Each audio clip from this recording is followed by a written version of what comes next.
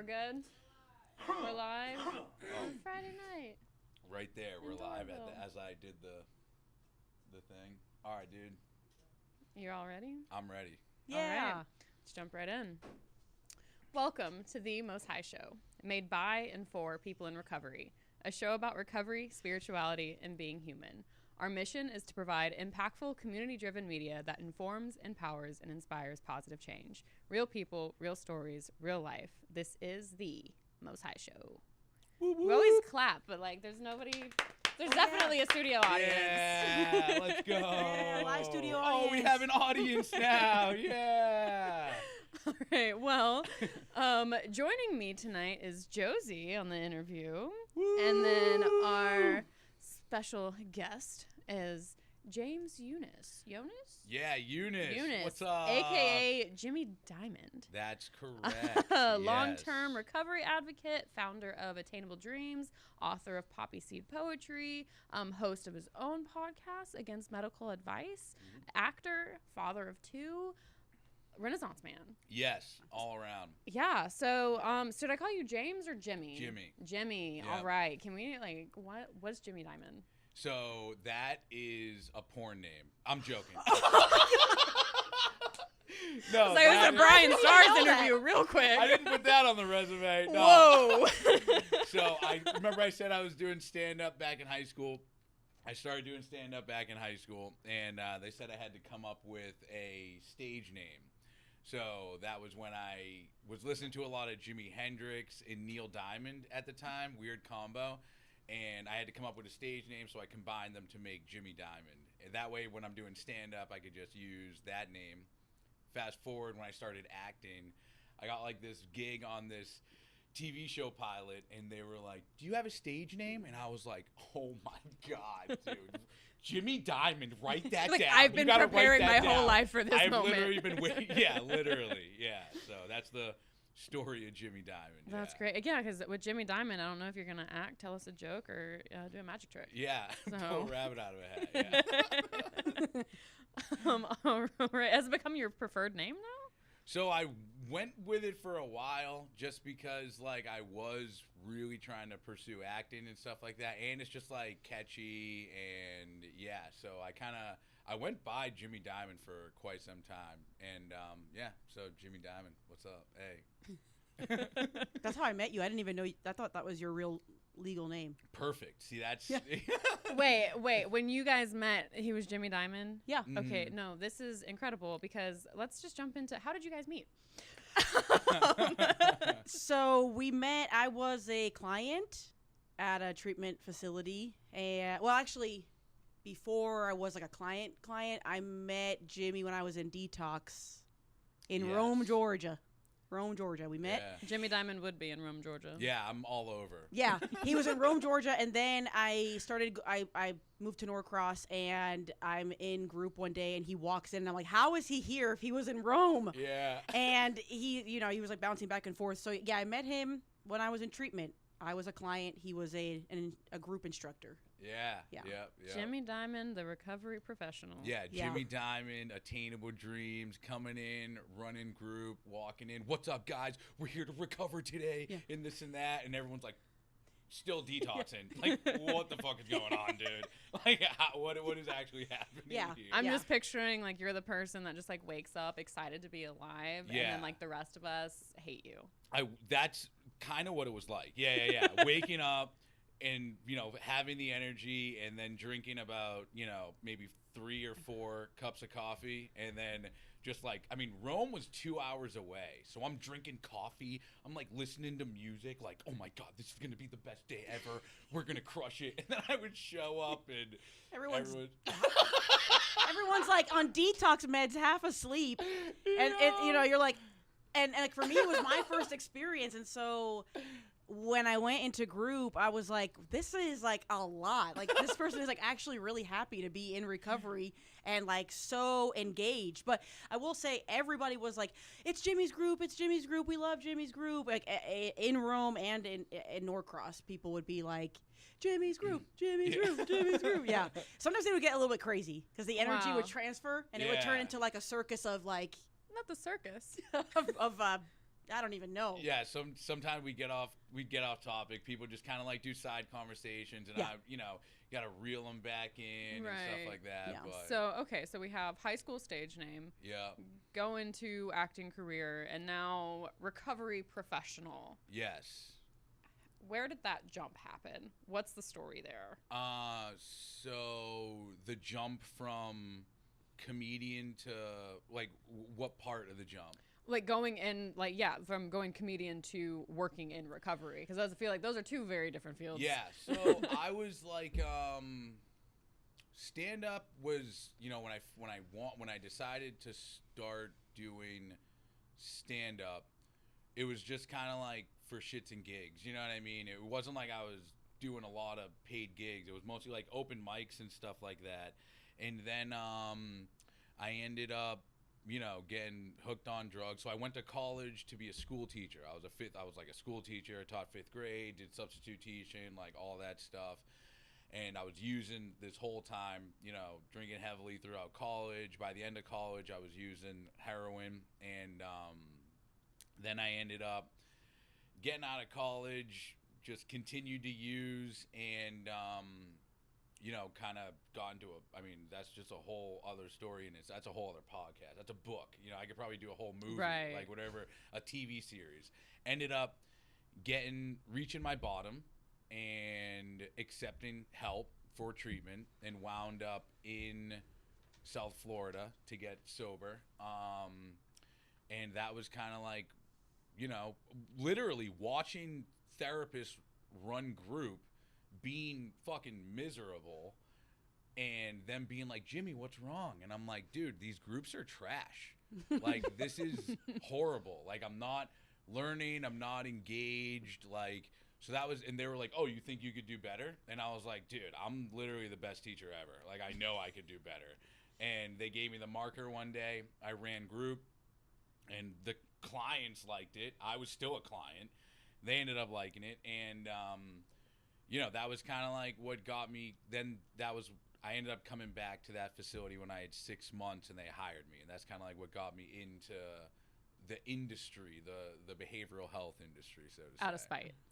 Out of spite, yeah. I was like, I can do better. You guys need to make your program better. Yeah. That's such addict thinking, being like, wow, this is terrible. I could do it better. Except they gave you a job. Yeah. They were like, all right, how much do you want to make? I'm like, you got to at least pay me like $35 an hour. We were talking about the price for a BHT. I'm like, yeah, you got to pay me like $35 an hour for a BHT. They're like, there's no way we're paying you that. Like, absolutely not. So coming in with a big ego, doing it out of spite, like, yeah, all that stuff. Yeah, I'm also like just trying to imagine your personality. You're very like big and just your presence has been big and strong. But like, you're making your presence known, and then your drug of choice was heroin. Yes. So it's like, I can't even imagine. Yeah. Like what was that like? You're in treatment, and then you're like, you know what, I can do this. Like, I could lead this group better. And so you have the marker. I'm imagining boisterous and comedic. So early in recovery, you get this spark back in you. Yeah, because I had no friends. I didn't know anyone. Like, when I moved to South Florida, it was like, I don't fucking know anybody, dude. So I need to make myself known to make friends. So I didn't want to be like timid and shy because I needed support and I didn't know anybody. So I would go to like the meetings and everything like that, and grab a reading and turn on my Boston accent, you know what I mean? And like, can you turn it on now? Yeah, I can fucking sure. I could, but like, I would turn it on thick, you know what I mean? I'd like grab the microphone, say whatever I could say, whether it was class clown energy. I mean, I was the class clown. So out of 400 people in my graduating class, I was assigned class clown. So I've had that kind of like my whole life. But then, I decided to use it to my advantage when I was in South Florida to make friends and have a support network. And eventually it turned into a character defect, you know what I mean? So I had to like learn to hone it in and whatever the case may be. But yeah, that was kind of like a big tool, my personality and my outgoingness and my ability to just like talk to people was like a tool that I used to build my support network in early recovery. So yeah, that definitely makes it easier, you know, when you're brand new to a group. That is probably the most terrifying thing, is to just introduce yourself to another person. Like, even like if it is in the recovery setting, it's like we're all here for the same reason, you know, but like I'm still embarrassed to be here. And so I don't know, like when I was new, and I went to meetings, I don't know what possessed me, because I'm not the person to be like, hi, I'm Sarah. But when I was new, I was like, if I saw like if I saw a girl at a meeting that I didn't know, I'm like, hi, I'm Sarah. And that's how I made friends. Not many, but they were like, wow, go away. Like, this is a bit much. But, you know, it was just introducing myself to anyone I could, because I'm like, okay, I'm embarrassed to be here. I need a reason to be here. You know, and then I had a loud personality and was using that to my advantage. You know, if I had a reading, I would read it funny. My southern accent would be very pronounced, not necessarily on purpose, but that made it unforgettable to some people. You know, and it was just, you know, it helped me, you know, have a network that, you know, learn how to talk to people, because when at least when I was using, it was like talking to people was out of the question. Didn't know how to do that. Didn't want to do that. But yeah, just jumping into that comedy in early recovery can be a useful tool. Yeah, it was definitely useful. Yeah.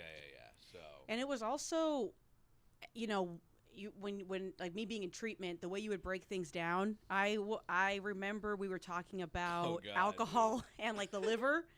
And you just like, you would keep things so blunt and so real. And because the second time I went to treatment, they did a lot of groups on like how alcohol and drugs affect your body and stuff. But it was all very like big words, scientific. But the way you would put it was very blunt and real. You were like, you fucking believe that like one drink, and which is like one shot, it takes your liver 1 hour, and like what's the most you've ever drank? And someone was like a whole handle, and you were like, that was like this many fucking hours, like your body was processing it for this, blah blah blah. And it's like, wow, you just broke, like, so simple and like so real. And that for me, and I know a lot of people, like that's really important in early recovery, because you already feel kind of dumb. I mean, I felt dumb.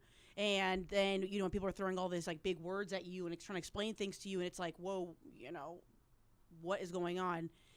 You were really good at it, and sharing your own experience too, like made it super relatable. Because like you said, some groups, like you know, it's like I commend the person for leading it, but I remember there was one group that I did in treatment, and the guy would just have us read out of the big book for an hour. Yep. I had that, dude. Yo, I had that. I got mad one day. The guy said, I didn't want to read. I was like, bro, skip. Fucking skip. Like, go ahead, pass it on. And he was like, why are you going to skip? I'm like, because I don't want to fucking read, dude. Like, I'm not trying to read the big book every day, dude. And he was like, he basically asked, like, well, he said, I don't care what you do. I'm not going to get loaded today. And I actually didn't know if I was going to get high that day. That pissed me off. So I was like, oh, you're not going to get loaded? You're not going to get fucking loaded? And I got mad. I ripped the book up. I threw it on the ground. My therapist will tell you, I took a chair and threw it, and it got stuck in the wall. Like, the chair got, like, the leg got stuck in the wall. I feel like your alter ego should have actually been Kyle. Yeah.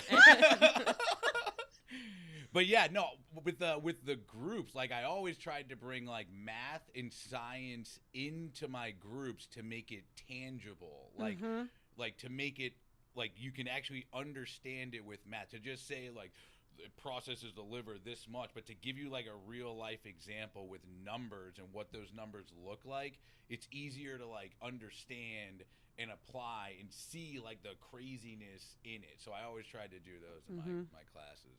And so is that something you still do?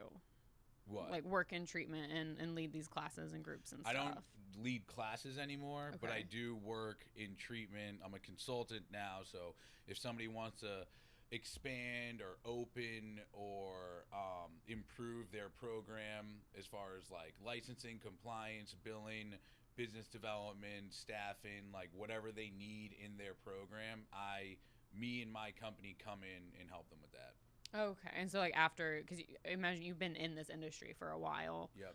Okay, so you have like now like a wealth of knowledge in association with your comedy and liver and yeah, a whole bunch of random knowledge. Okay, that's great. And you're still using it for, the betterment of other people's treatment. Yes, that's really awesome. 100%.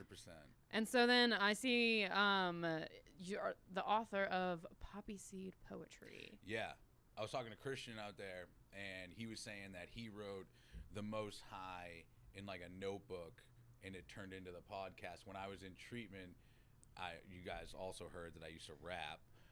It was incredible, by the way. He played a song for us. I'm gonna dream about it later tonight. They said that I have to change everything, so I was like, all right, maybe I'll start writing poetry. So I came up with the idea Poppy Seed Poetry, and what the book is, which is available on Amazon, is shameless plug.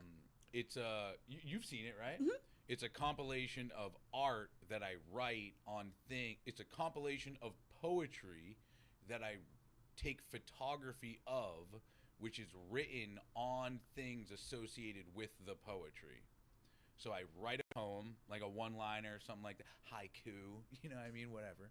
And then I write it on something, and then I take a picture of it, and I put all those together in a book. That sounds really cool. It is really cool. Yeah, you can follow it on Instagram, Facebook, stuff like that too. Okay. And so, because poetry, I would imagine, is the complete opposite from that. Is not something that I would pin for the little bit I've learned about you. But Poppy Seed, love that. Yes. Yeah. Heck yeah. Okay. And so do you still actively write poetry? I write. I don't, not too often am I doing the whole, writing on something and taking a picture of it and doing like the Poppy Seed poetry thing. Right. But I do write, you know what I mean? I got notes on my phone. I'll write things on my notebook, at my desk at home, like whatever kind of pops into my mind. Yeah. I love that. My process is so similar because I'll create poems, whether I made them myself or I cut lines out of books, and then I'll make a painting and then paste everything on top of that. But that takes a long time. It's super time consuming. And so, like I'll still write, but not necessarily those things. And I have notes on my phone, things written down in my journal. One of the many, I have voice memos, it's like, there's so many just like floating around in the ether. That is the words that I own, but I haven't done anything with them yet. And that, dude, it takes time, you know what I mean? With work and the girls and like life, it just kind of is difficult to take time to get in that creative space, you know what I mean, and make something. And especially like with art, it's like, personally, I'm never, like, I have a documentary that I made that's like unreleased. You saw it too, didn't you? Yeah. Unreleased except for Josie. Yeah. And I haven't editing. We were talking about editing before, dude. I can't stand editing. So like, there's things I just still have to edit on it and adjust, and it's just like, it's time consuming, and I gotta find the time or make the time. So it's a lot. No, I love that you brought that up because we have had, a few people on the show who are creatives, but that's something that they have been able to pursue full time. Mm-hmm. But, the other side of things, like, being a creative who still works a 9 to 5, who still has a corporate job, who still just does something that isn't necessarily in the creative field, and maintaining, you said your girls, like maintaining, family life and maintaining recovery and maintaining all of the things that go into being an adult. Oh, and also we're still creative. So when do we do that? So what has that looked like navigating all of that for you? I love making videos. Like, video is my thing. So just hate editing. I hate editing. That's it. Yeah, I'll be on camera, on screen all day. I'll do that. But as far as like, I'm going back and checking out old things that I've done, posting that. Also like making, like, corporate videos are fucking boring, dude. Like, I can't stand making like my LinkedIn videos. I don't think You know anyone what I mean? actually Like, likes watching them either. yeah, right, dude, literally. Like, I can't stand it. I don't like it. I'm not super into making, like, LinkedIn posts and stuff like that. But Yeah. to me, that is just enough to, like, keep my creativeness going. And if I'm not going to create, then I'm going to indulge in things that people create. So reading or listening to an audiobook or watching a movie or like checking out a killer TV show or going and seeing a show or something like that, like valuing and appreciating other people's art kind of like gets me there too, you know? Oh, I love that. Oh, I just, yeah, because, you know, to create, you also need to know, like, you need to have reference point. It's like I'm not, you know, inspired by my own life all the time, but it's like if I listen to a song or if I go catch a show or, you know, read a book or whatever, it's like if I want to write a good horror novel, I should probably know how a good horror novel reads. Yeah, you know, it's like, exactly. so I need to read a lot of shitty ones Yeah.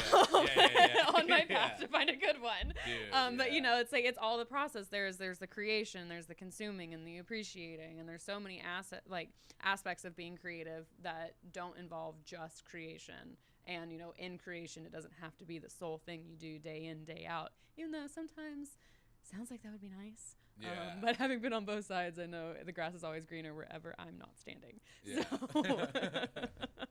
Do you have anything to add with just balancing interests and recovery and daily life? It's hard for me too because I have 2 boys, and so I for a long time, I just said this yesterday, I didn't even know what my hobbies were. I was like, you know, my identity was around my kids. So if you ask me like, what do I like to do? It would be, oh, go to the park with my kids, read to my kids, draw with my kids.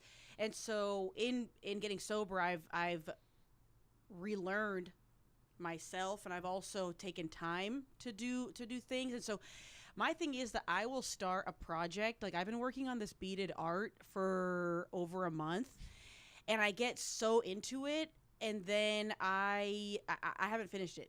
Like I'll spend so many hours working on something and like spending so much creative energy that I exhaust myself and I put it to the side, and it's like I can't even get myself to finish it because I mean, like I worked so hard on this beaded art, my hand was cramping, so then my hand hurt for a couple days, and so Not a couple days. yeah, just you know, Pace yourself. Going at it. yeah, well, no, seriously, I will like zoom in, and you know, maybe it's my ADHD too, where I'm just like, but Or maybe it's the moderation component. and I also have a hard time with moderation. Obviously, I have no moderation. But yeah, like I find different ways to express myself creatively, and interning here too has been a big outlet for me. And so like yesterday I did like a collage piece for an Instagram post for Most High, and I afterwards was so proud of myself. I was like, I put together all these little pictures and all these little pieces, and I just felt so satisfied. And so it's just like different little things. It just really depends. Yeah. Yeah. And it's really cool when you're really excited about something you put together and like you'll send it to me like, look what I made. I was do. just thinking that. And I'm like, "Guys, look. Yeah, I'm like, I cool, I wish I had a fridge to put it on. You know what I mean? Yeah. I am like in elementary school when I have a finished product, I'll be like, Christian, come look. And I'm like, It's everybody so look, cute. I did it. You know? Funny. Because it's different because I'm not seeking validation when I do that now. Whereas when I was drinking, I would have gone to people to get their validation. Now it's like I'm so genuinely proud of myself and happy that I did this. I just want to share it with people and show them. And if I can inspire them along the way, then great. But really, it's just because I'm so happy. I just want to like spread the joy with everybody. That's beautiful. Yeah, Yeah. that's cool. Thanks. Good job. Well, yeah, Spread the joy. spread the joy. I was going to always. say, do you want to talk about... I do want to talk about that. Okay, so Yes. speaking of spreading joy, one of the things that... So there's 2 different things that I did when I was in treatment that have stuck with me to this day. One of them was I had a counselor. He had us draw a picture, and then he told us to rip it all up and as like tons of little pieces, and then try to put your picture together. And you put your picture together, and then when you're done putting yours together, you move on to your partner or whoever in the group and try to help them. At the moral of the project was you can put together your life. It won't look the same, but it is possible to put together, and you can help others put their lives together. I like how you said that. I love she's like, this really stuck out to me, and then you just started laughing. And you too can put your life together. It won't look the same, but it'll be together. But then the other one was you had us write letters to ourselves, and you said write a letter to yourself a year from now. And that day there was a girl in the group, and you had her letter from like a 6 months prior, and you were like, here. Yeah. And she was in treatment again. It was very, very emotional. But we wrote this letter, and when I started my internship here, I saw a letter in the mail, and it was addressed to Josie from Josie. And I'm like, what in the world is this? And I opened it, and it was my letter. And Jimmy, we hadn't spoken in quite some time. I graduated from the program, and then I would say maybe 8 months without really talking. And I opened it, and it was a letter that I had written to myself, and you remembered to send it. And you're not even at that facility anymore. So it's like you kept this letter and remembered to send it out. And I thought that was just amazing. Like, that really showed me how committed and passionate you are about, being in recovery and helping people, because you could have left and you could have taken these letters and just been like, who the fuck, fuck these clients. Yeah. Shred them up and not put them back together. Mm-hmm. But you sent them out. And so I brought mine today, and I wanted to read it, if that's okay. Please do. Okay. So your sticky note says, Josie, I pray everything is going as you dreamed. I feel blessed to be a part of your story. Call me sometime to check in. And I did call. I texted you. I'm not a big caller. So this is June 3rd, 2024, 11:19 a.m. Hey, Josie, it's me, Josie. How about that? You're opening this letter that you wrote to yourself in PHP while being in sober living. You actually took the program and your recovery seriously, took in everything you could from those around you in short-term and long-term sobriety, and it shows. You have eased up on controlling everything and have entrusted in your higher power, and as you can see, it's all worked out. You've taken things slow. You think things through. Okay, you're 33, and you don't have a brand new car and own a home, but you are better off mentally and spiritually. You see your boys every day. You are building a bright future with them as well as for them. You are unapologetically yourself, not ashamed of who you are, and are active in your recovery community.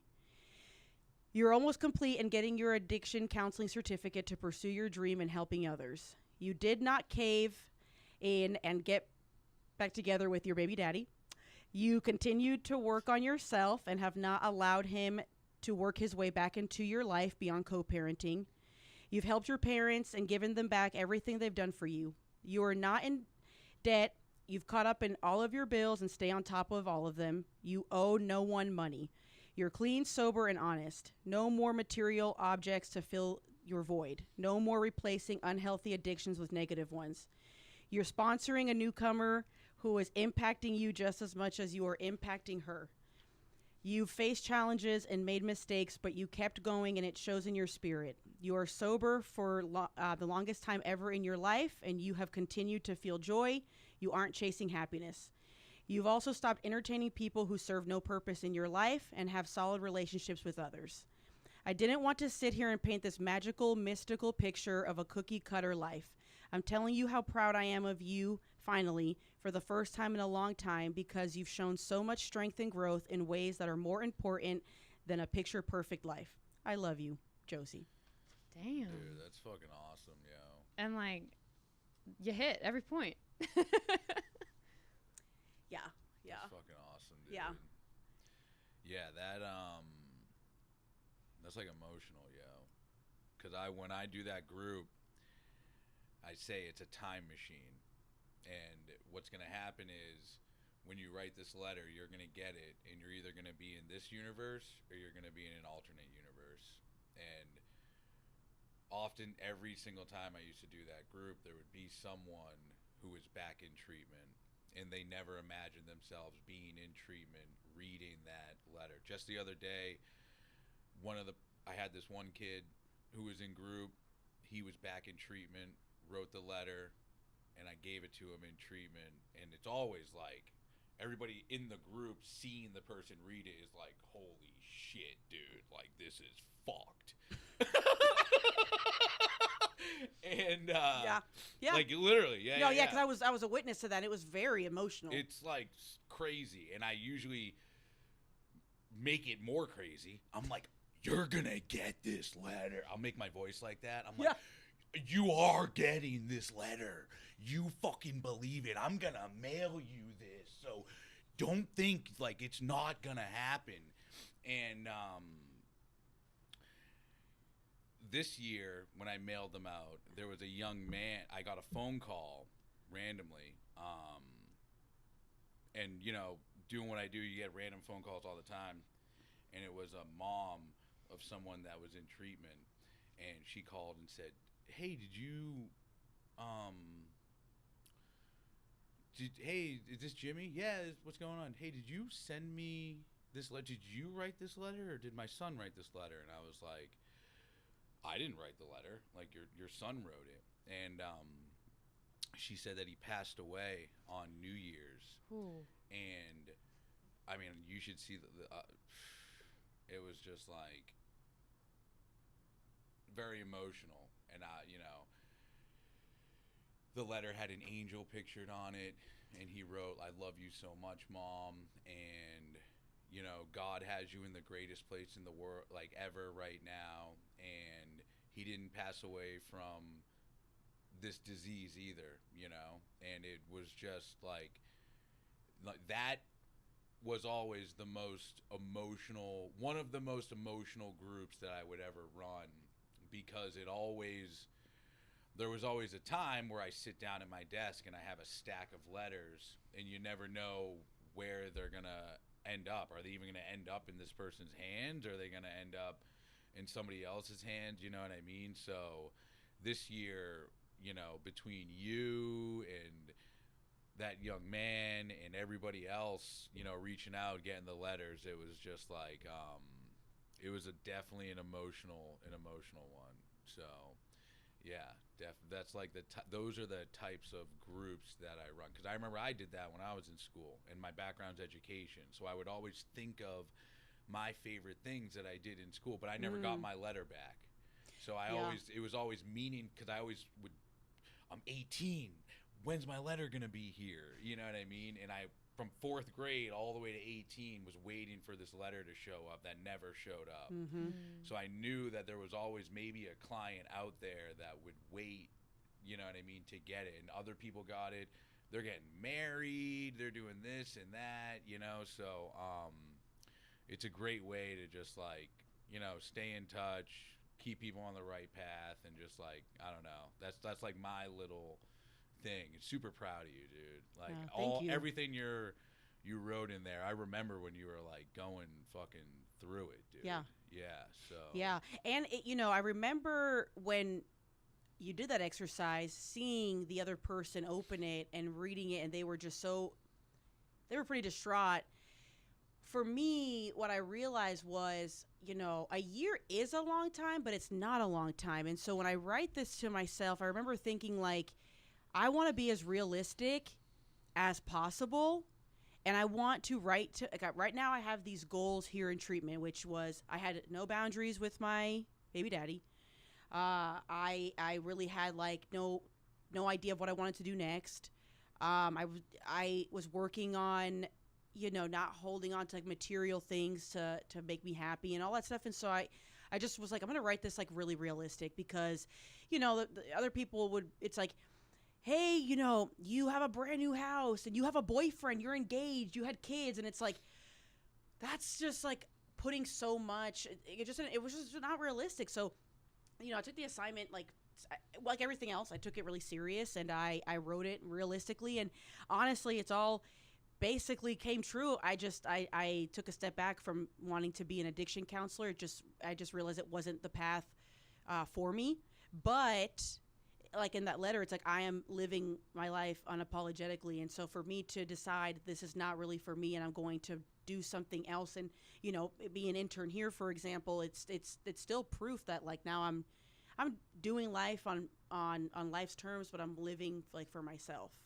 And I got it at the perfect time too. It was, yeah, just me. It's incredible because a lot of people, they will do those types of assignments, and it's like, yeah, you never see it again.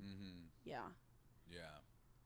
I can imagine that is such like a mixed bag of responses that you would get. Because, yeah, in a year, where might people be, you know? Yeah, because it's, there are parts of recovery that are loud and boisterous and beautiful. And then there's parts of recovery that are not so much, because unfortunately, like death and relapse and all sorts of tragedies are very frequent occurrences. And so, and Josie shared, and are you okay talking about your sister? Yeah.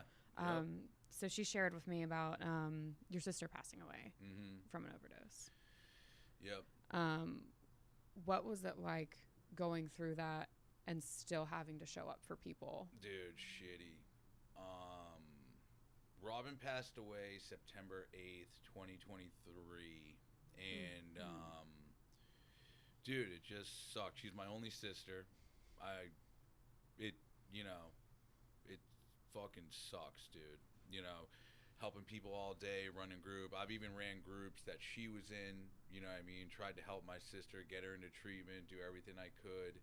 And she was 3 years older than me. I'm in recovery today because she was in recovery. She was the person who put me in touch with the people who got me into Florida. And the only reason she's in recovery is because my mom's in recovery. My mom's been in recovery longer than the both of us. So Robin, dude, the story of Robin is just like absolutely nuts.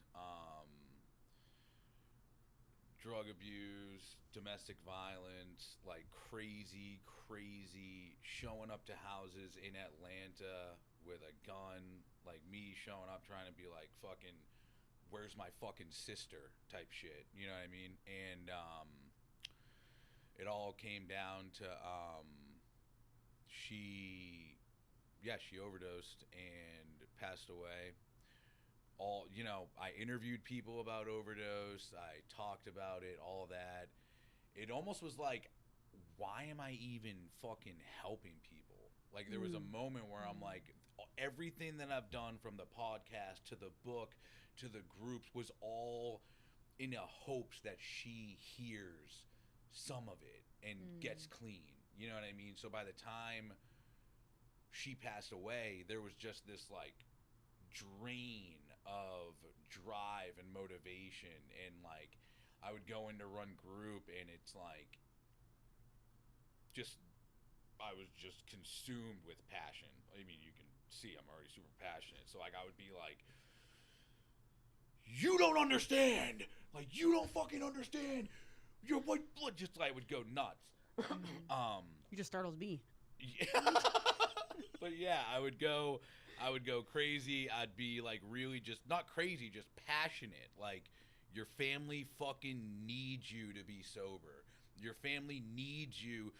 Your family is at home healing right now, praying that you're putting your fucking phone down, putting your vape to the fucking side so that you can hear what is going on in here, so you can fucking stay sober. They're not sitting at home thinking that you're fucking talking to the person next to you. They're sitting at home thinking that you're actually getting sober and you're coming home sober, dude. And they need you to fucking do that. Your friends need you to do that. You fucking need you to do that. And when Robin passed away, there was so many parts of losing a loved one that I just never understood. You just don't know about it. You know what I mean? You don't know that, they pass away. Then you have to figure out like where they are. Where are they? What morgue are they at? What happened? The confusion, the not knowing, having answers. Like there's, going and getting their property from the police station, and my mom taking her pocketbook and just, smelling it. And you don't talk about, like, people don't talk about that type of shit. And it's like it's surreal. You can't even believe it's happening. And then having to go clean out her apartment and seeing where she was, you know, when she passed away, and taking everything off the walls, and, you know, getting tattoos for her, you know what I mean? And like just seeing, like, having to pick out a funeral home, and how am I going to explain this to my daughters that they're never going to see their aunt again, you know what I mean? And, you know, how am I going to go back to work and try to help people? So it was a big journey. Like, that in itself has been a journey, you know? And going back to fucking 1 year sober, bro. 1 year. You know what I mean? What the fuck?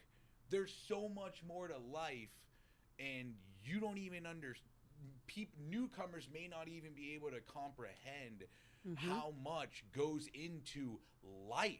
Like, if your whole life has been consumed with drugs and alcohol, this fucking fantasy land, then there's little to no comprehension about the realities of life that are going to happen, that are unavoidable, that are life on life's terms, that you have to be fucking sober for. You have to be there.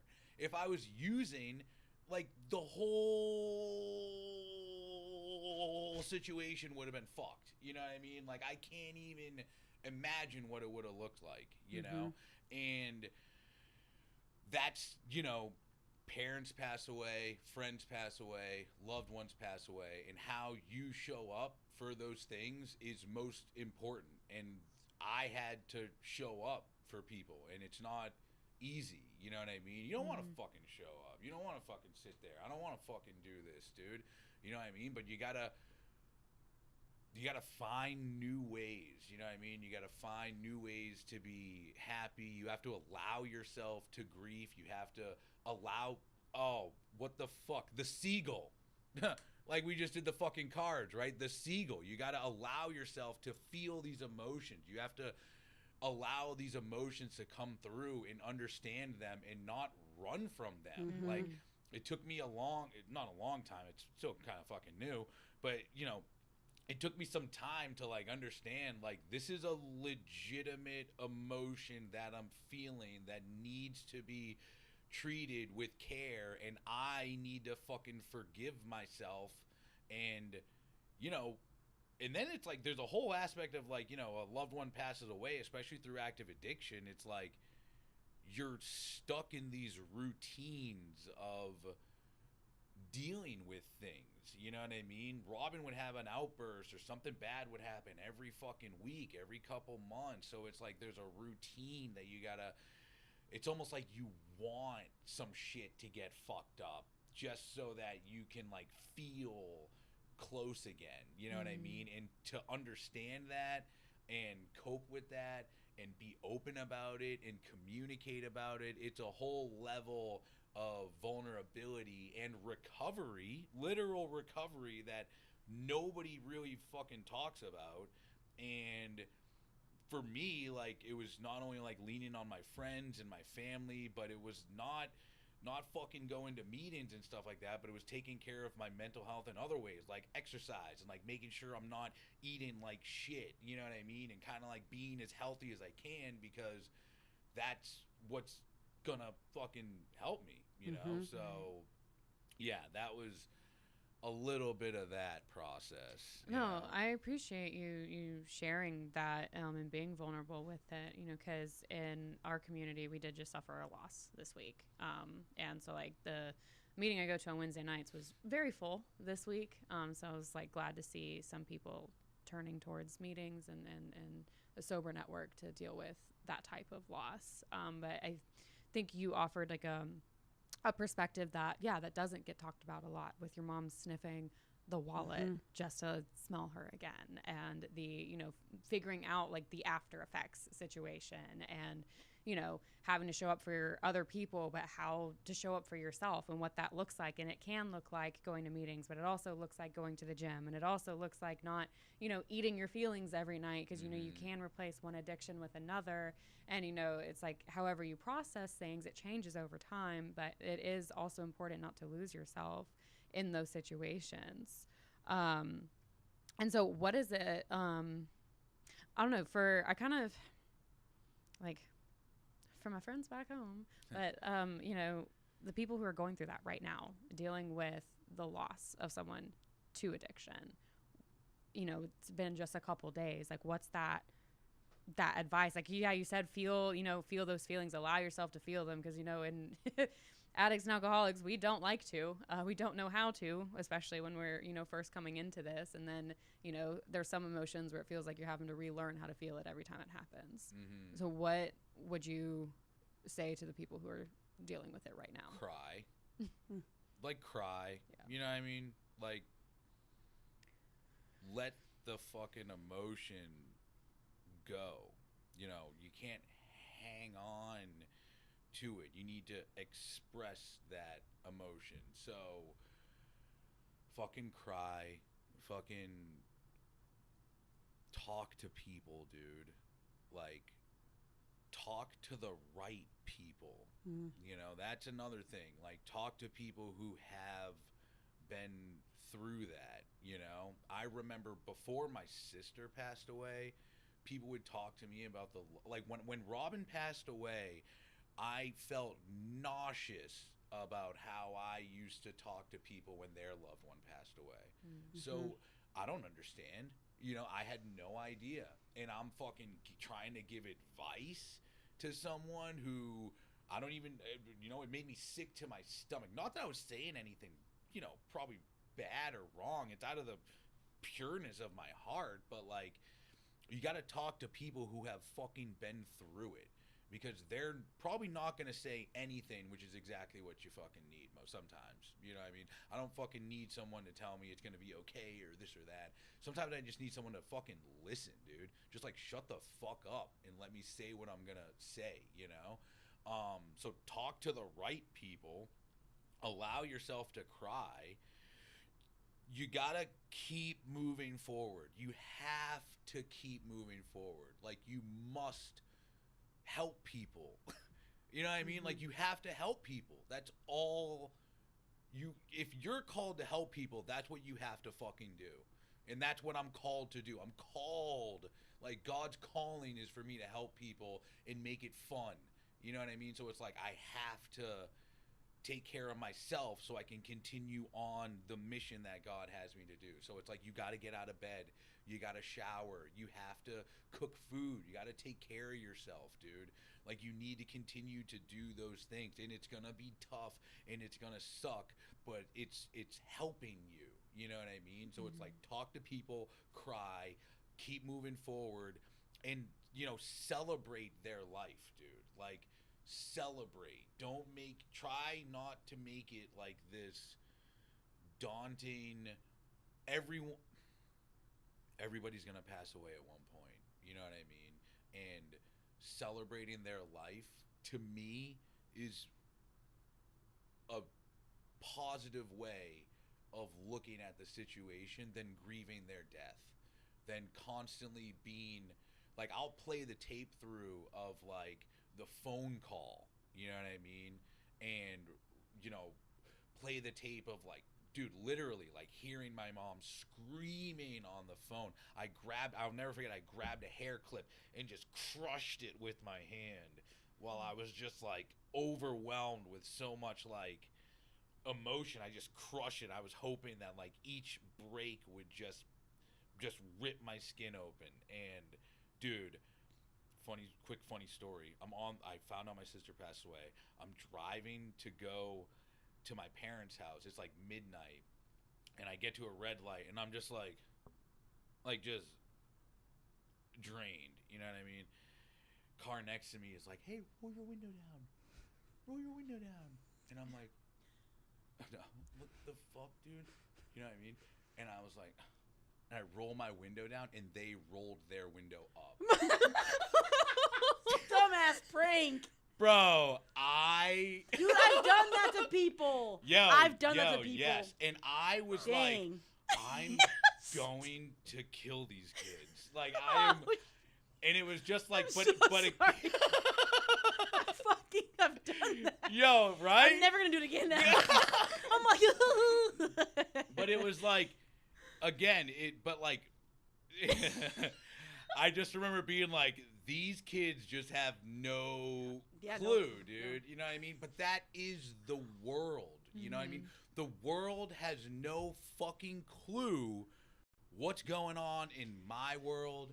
I don't know what's going on in your world. And for people to be able to help one another, you need to bring them in, dude. You know what I mean? You need to invite them into your world so that they can support. I'm not going to be like, my fucking just died. Like, you know what I mean? I'm not going to do that at a red light. You know what I mean? But you have... It would have made for a really good story, though.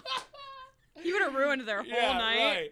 But you gotta bring people in to support you because you need support. And I'm not someone, I'm just like, I don't fucking need no help. You know what I mean? So it's tough for me to like allow people to love me like strongly and purely, but like you have to allow that to happen, and you need to celebrate the people, and it takes time before those tears start turning into like happy tears and smiles. Of course, me and my family miss Robin like dearly, and we do, you know, sob every now and then, but for the most part we're joyous and laughing and celebrating the times that we had with her. But it would be cry, feel the feelings, keep going with your life, find some fucking support, and celebrate their life. Like, find ways to like feel connected to them. You know what I mean? Because the only thing that I heard someone say, the only thing that grief is not knowing when the next time I'm gonna see them is. You know what I mean? Like, I know where my girls are. I can drive there. I know how long it's gonna take for me to get there. But grief comes when I don't know when the next time I'm gonna see them is. I don't know how far away they are. So if I can find creative, you know, interesting ways to feel closer and connected to that loved one, for me it's overeating. Whenever I overeat, I'm like close to Robin, because we would do that all the time. She was like, yo, let's go fucking get some crazy shit to eat, dude. And like, but that's how I connect with her, you know what I mean? So that would be my suggestion. I think there's important things you shared in there, and what really stood out was the allow. You know, allow yourself to feel those feelings. Allow yourself to cry.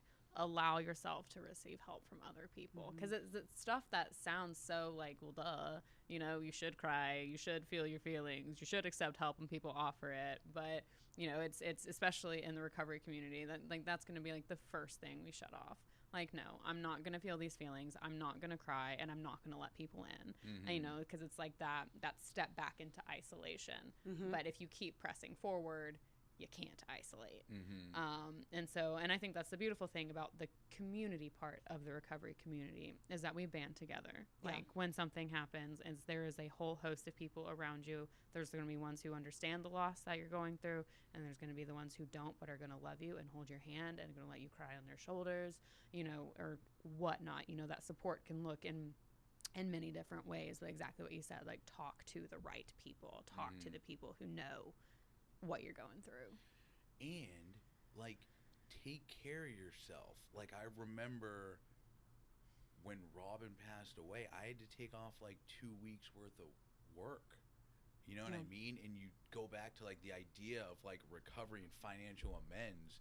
If you're not making these amends, if you're not like folding your fucking laundry, all those things are going to be even more difficult when life shows up.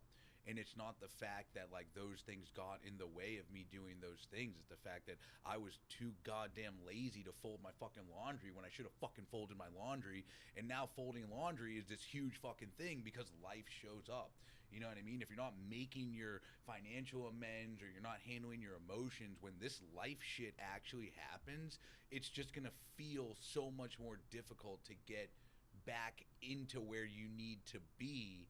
And it's not because of life happening. That's what life is. It's because I was neglecting it before this shit even happened, you know? So that is why, to me, like, recovery isn't just staying sober. It's literally like taking care of your responsibilities in all aspects of finances, emotions, relationships. Like, if I'm not maintaining these friendships, where the fuck are they gonna be when shit happens? Where is my support gonna be if I don't check in and be like, yo, what's good? Just seeing what's up. You know what I mean? So that to me is like it's very, very important too. So Yeah. Well, to end it on a lighter note, we have some quick rapid fire questions that people sent in on Instagram for the show. Okay. And just make sure everyone listening, yes, they submitted questions on Instagram, so check out next week. So question number 1, what's your I can't believe I said that in group moment? Damn. I have one. You have one? I have one. For him or for Yeah, say it. I got a couple. One time we were in group and you were like, you know, have you guys ever fucked? He goes, please finish the sentence. And he was like, I meant, have you guys ever fucking? And I died. Like I even in cursive wrote, have you ever fucked? And I put ... and I put flowers around it. Yo, that's so funny. So that was funny. Oh, dude, there's a lot of them. I know there's a lot of them. I don't remember these stories from when you were in treatment. Yeah. Yeah, it was a word slip. You were like, have you guys ever fucked? No. He's like, no, that's not what I meant. That's not what I meant. I know one time when I was teaching a middle school class, and I was a substitute for a music class, and dude, it was like 6th grade. These kids are in fucking 6th grade, dude. I'm in active addiction. You know what I mean? Like dude, and the kids were like, I'm like, you guys gotta go on the computers and fucking do this shit or whatever. I didn't say it like that. But I was like, you guys go on your computers, do whatever you gotta do. And they were like, can we use our cell phones? I was like, dude, no, absolutely not. What are you talking about? Use your cell phone. They were like, it's BYOB. And I'm like, what is BYOD? BYOD, bring your own device. I'm like, that's not a thing, dude. That's not a thing. And they were like, yes, it is. I swear it's a thing. I'm like, it's not a thing. I'm telling you. And they were like, are you positive? I go, no. They were like, are you sure it's not a thing? I go, yes, I'm sure it's not a thing. And they were like, are you positive? I go, I'm HIV positive. I said, I'm HIV positive. You can't do it. And one kid goes, what's HIV? And I was like, oh my God, dude. I should not have said that. So like for the next 2 weeks, I was like sitting around like waiting to get fired.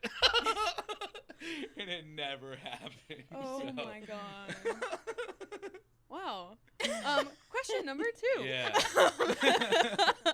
If you could ban one phrase from recovery circles, what would it be?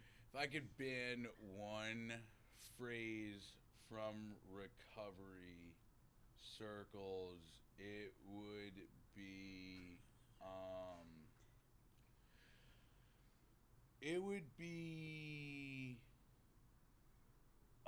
dude, probably like, I hate when people correct people for not saying the right word. Like they say sober instead of clean or something like that. It's not like a phrase, but let the fucking person speak, dude. Yeah. Like let them say don't correct them. You know what I mean? Like that would be the one thing. Like don't correct someone if they say sober in a NA or whatever. Like let them just fucking share. That would be the one thing. Right on. I agree with that. And final question. Dream celebrity to interview, dead or alive? Dream celebrity to interview, dead or alive. If it's not Jimi Hendrix or Neil Diamond, you can get out. Yeah, it's my first thought. Okay, this is a weird answer. All right, kind of a weird answer. My first thought was Jim Morrison, just because I always kind of wanted. He was always like my go-to. That checks out. Yeah. While you're actually like high. Yeah. I would like to interview, Genghis Khan. Okay. Because he would like the father of all of us. Yes, pretty much. Yeah, because it's like, yo, this guy was like 35 and conquered like half the fucking world by the time he was like 35. I'm 35, dude. I can't even conquer breakfast, dude. Yeah. And he's like just fucking out there, like I mean, raping and pillaging, which is not good. You know what I mean? Jesus But still, Christ. like, conquering the whole world, that's pretty fucking crazy. I'd have to get someone to, like, translate for me. I don't know if he'd understand, like, yo, dude, like, how the fuck you do that, bro? You know what I mean? But it would be pretty cool to, like, interview Genghis Khan. That's funny. I can get behind that. Translating yo, dude. I love how Yeah. you're like, oh, the weird answer is Jim Morrison. You're like, No, my real no. answer. No, the real, the weird real answer is Genghis Khan. Okay. Yeah, that would be, yeah, so. For a minute, I thought Genghis Khan was more normal than Jim Morrison. I'm like, all right, interesting guy. Oh my God, dude. Well, thank you so much for joining us tonight. This has Yeah. been Yes, thank you. This a has great been awesome. episode. Yeah. Fuck yeah, thank you. Where can the audience find you, Jimmy? Attainable Dreams on Facebook, Poppy Seed Poetry, Facebook, Instagram, available on Amazon too. You can also find me at Against Medical Advice with Jimi Diamond on Spotify. You can look up my IMDb page, Jimi Diamond. There's only like one thing on there, but still, No, it's same. there. And yeah, that's where you can find me. Yeah. Yay! All right, so to connect with Jimmy, it'll be in the description box below. Insert here, ding, ding, ding, below. As well as our Most High app and all other social media links to Most High. This show is made possible from the Georgia Opioid Crisis Abatement Trust. Thank you. And thank you to our donors and sponsors. This has been the Most High Show. Woo! Yay! Excellent. Thank you, guys. Thank you for having me. Thank you, man.